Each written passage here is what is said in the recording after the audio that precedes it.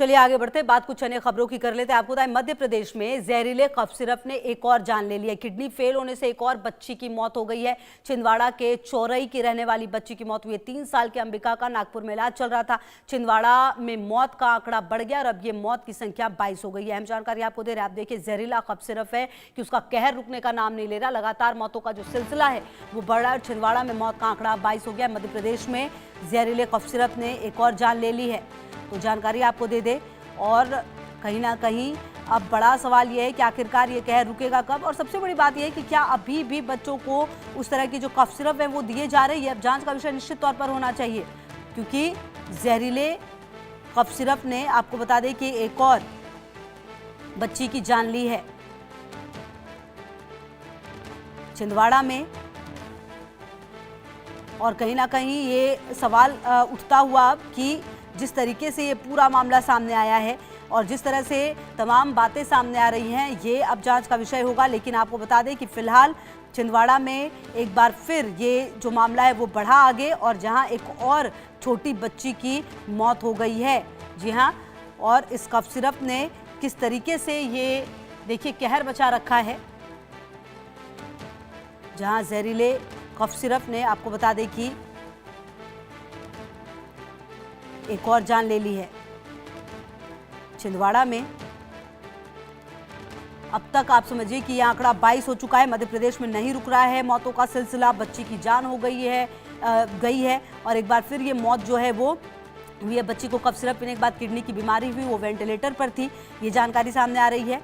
और आपको बता दें कि मध्य प्रदेश में जो कफ सिरप से होने वाली मौतों का सिलसिला अभी भी नहीं रुका है। और अशफाक हमारे सहयोगी ज्यादा जानकारी के लिए इसी खबर पर हमारे साथ। अशफाक, देखिए, छिंदवाड़ा में मौतों का सिलसिला नहीं रुक रहा, एक बार फिर एक बच्ची की जान गई है। कहा जा रहा है कि किडनी खराब हो गई थी, वेंटिलेटर पर थी। क्या जानकारी मिल पा रही है इसके बारे में, कब से बीमार थी? बिल्कुल, देखिए, लगातार किडनी फेल होने की वजह से जो बच्चों की मौत का आंकड़ा है उसमें इजाफा होते जा रहा है। और आज फिर एक बच्ची अंबिका विश्वकर्मा, जो कि छिंदवाड़ा के चौरी विधानसभा की रहने वाली है, ककई भोना करके एक जगह है, वहां ये बच्ची रहती थी और ये इलाजरत थी लंबे समय से किडनी इन्फेक्शन की वजह से नागपुर में। और नागपुर में ही इलाज के दौरान इस बच्ची की मौत हो गई है। अभी फिलहाल जो स्पष्ट नहीं हो पाया है कि प्राथमिक इलाज इन्होंने कहाँ पर करवाया था, क्या इन्होंने भी डॉक्टर प्रवीण सोनी को दिखाया था या नहीं दिखाया था, या फिर इस बच्ची ने भी कोल्ड ड्रिंक सिरप पिया या नहीं पिया।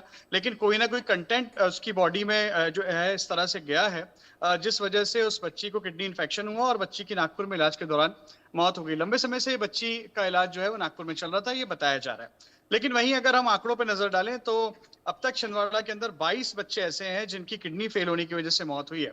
एक बच्चा पांडुरना का है और 2 बच्चे बैतूल के हैं। और अगर ये आंकड़े को जोड़ लिया जाए तो ये आंकड़ा 25 हो जाता है। 25 बच्चे अब तक अमूमन जो मतलब तकरीबन ये कहा जा सकता है कि 25 बच्चों ने अपनी जान किडनी फेल होने की वजह से गंवाई है। वहीं देखिए, जो अनुदान राशि मिलनी है सीएम की तरफ से, जो मुआवजे का ऐलान हुआ है, उसमें अभी तक सीएमएचओ ने हमें बताया कि 14 बच्चों की लिस्टिंग कर ली गई है। 14 बच्चों के नाम जो है वो दर्ज कर लिए गए हैं। 10 बच्चे ऐसे हैं जिनको जो बाद में रिपोर्ट हुए हैं, या कुछ मामले जो है वो बाद में खुले हैं जब सारा जो माजरा सामने आया, तो अब उनके लिए एक कमेटी बनाई गई है। उसके बाद इन बच्चों के नाम भी जोड़ लिए जाएंगे। लेकिन कहीं ना कहीं दुख भरी खबर आज फिर छिंदवाड़ा को सुनने को मिली और छिंदवाड़ा में लगातार सवाल तो यही उठ रहा है आफाक कि आखिरकार ये मौतों का सिलसिला जो है वो रुकेगा कब बच्चों के और बच्चियों के। बहुत शुक्रिया आपका इन तमाम जानकारियों के लिए।